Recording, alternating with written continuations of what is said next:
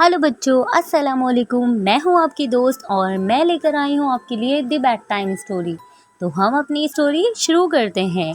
एक बच्ची थी जिसका नाम ऐना था। ऐना के वालिदैन बहुत अच्छे थे और बहुत रिच थे। वो एक घर खरीदते हैं। वो घर बहुत अच्छा होता है, दिखने में बहुत खूबसूरत भी होता है। बट उस घर के अंदर जिन्नात रहते होते हैं। एक दिन ऐना उस घर में घूम रही होती है तो उसे एक बंद कमरा दिखता है।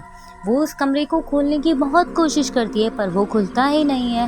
फिर वो बहुत मुश्किल से उसकी चाबी ढूंढती है। उसे वो चाबी मिल जाती है और वो कमरा ओपन कर लेती है। वो कमरा देखने में बहुत अच्छा होता है, उसमें बहुत इंटरेस्टिंग चीज़ें होती हैं। ऐना उन चीज़ों को देखने बैठ जाती है। वो उन चीज़ों में इतनी दिलचस्पी लेने लग जाती है, उसे वो चीज़ें बहुत इंटरेस्टिंग लगती है। वो उन्हें देखती रहती है। फिर उसी दौरान एक बिल्ली आ जाती है।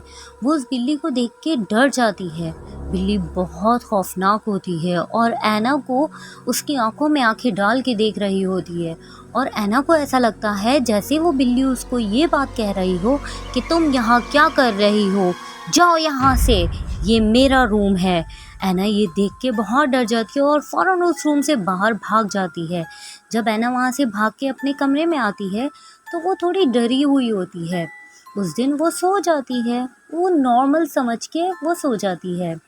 दूसरे दिन वो अपनी एक फ्रेंड के साथ खेल रही होती है।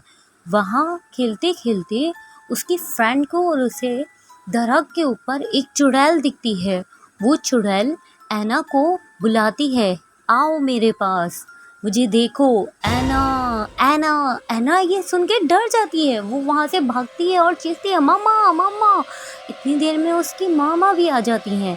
वो उसको देख के बहुत प्यार करती हैं। ऐना की मम्मा अपनी बेटी को इतना डरा हुआ देख के बहुत परेशान हो जाती हैं। वो उससे पूछती हैं, बेटा ऐना क्या हुआ है। वो उसको प्यार करती हैं लेकिन ऐना उनकी बात सुन ही नहीं पाती और वो खौफ के मारे बेहोश हो जाती है। फिर वो उसे रूम में ले जाती हैं। वो रात भर उसके ऊपर आयतें पढ़ती होती हैं। आधी रात को फिर वो अपने रूम में चली जाती हैं कि ऐना तो सो गई है तो मैं अपने रूम में चली जाती हूँ। वो ये सोच के अपने रूम में ऐना को छोड़ के चली जाती हैं। लेकिन रात के तकरीबन 3-4 बजे ऐना को ऐसा लगता है कि उसके बराबर में शायद कोई है। उसे थोड़ा सा खौफ आता है, उसकी आँख खुल जाती है डर के मारे। वो आँख खोल के जब देखती है तो उसे वही वाली चुड़ैल अपने सामने नज़र आती है। वो बहुत ज़ोर से चीखती है और कहती है, मम्मा मुझे बचाएं, प्लीज़ मम्मा बचाएं, ये मुझे मार डालेंगी। लेकिन उसकी मम्मा जब तक आती हैं तब तक तो वहाँ कुछ भी नहीं होता। फिर उस रात वो ऐना के साथ सोती हैं। ऐना के ऊपर आयतें पढ़ती हैं। फिर ऐना सुकून से सो जाती है अपनी मामा का हाथ पकड़कर। कुछ दिन ऐसे ही नॉर्मल गुजरते हैं। फिर एक दिन वो अपने घर की सफाई कर रही होती हैं। ऐना और उसकी मम्मा बड़े अच्छे से खुशी खुशी घर की सफाई करती होती हैं।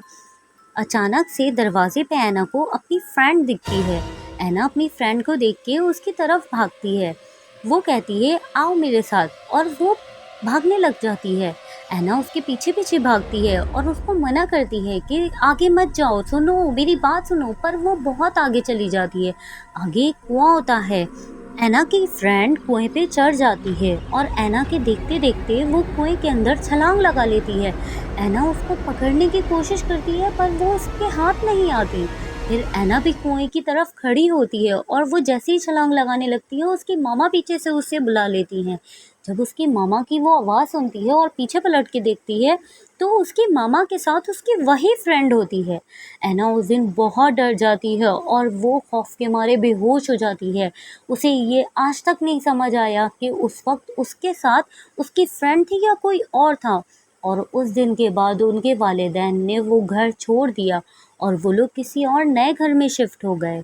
तो बच्चों, आपको मेरी ये कहानी कैसी लगी, और अच्छी लगी हो तो मेरे चैनल को सब्सक्राइब और लाइक ज़रूर कर देना।